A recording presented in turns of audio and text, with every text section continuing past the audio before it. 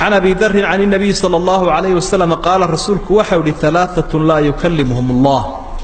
صدح قفل هاي عرضوا قبا قيامة لما هضي ولا ينظر إليهم يوم القيامة ما لنت قيامها ما إيغي ولا يزكيهم دنبغنا كما نظيفين ولهم عذاب أليم عذاب كل دويلين قلت من هم يا رسول الله وحنقول رسولك إلها يصدح راسواكوه قد خابوا وخسروا قد خابوا ويقول دريستين وخسروا ويهوغيرا ويخساره ويقول دريستين فأعادها 3 صدح جرب النبي كعلي صدح جرب عين كاسول لي أفرتها بلايو يبوهي قلت من هم يا رسول الله خابوا وخسروا فقال وحري المسبل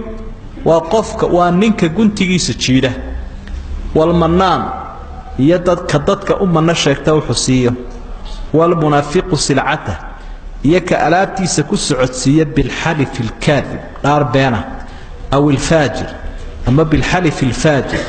دار حد قدبه دار بينه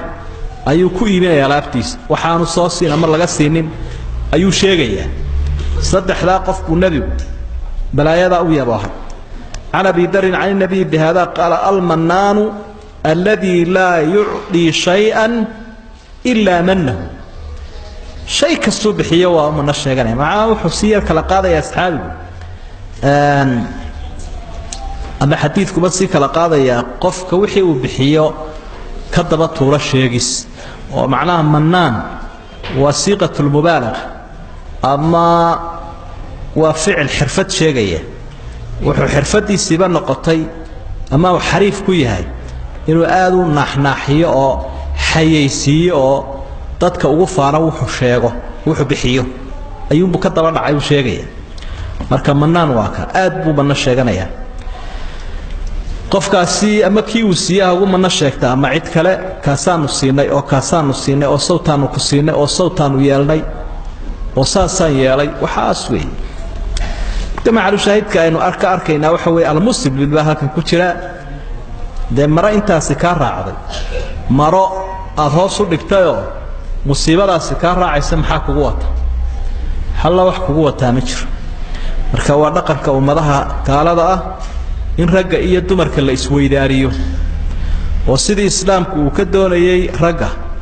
ayaa waxaan ku raada dumarkii loo sameeynaya tii dumarka laga doonayna raggii ayaa loo sameeynaya raggii guntiga hoos ku jiidaya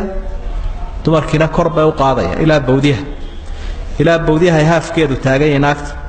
waxaan ka xaragoonayaa ilaa xagga hoos iyo dhakadii ay banaynayso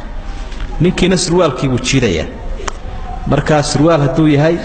iyo qamiiskii macawistii milxafadii baashii weyneeyda la gashanayay kullu dhalik wa inaanu dhaafin qoobka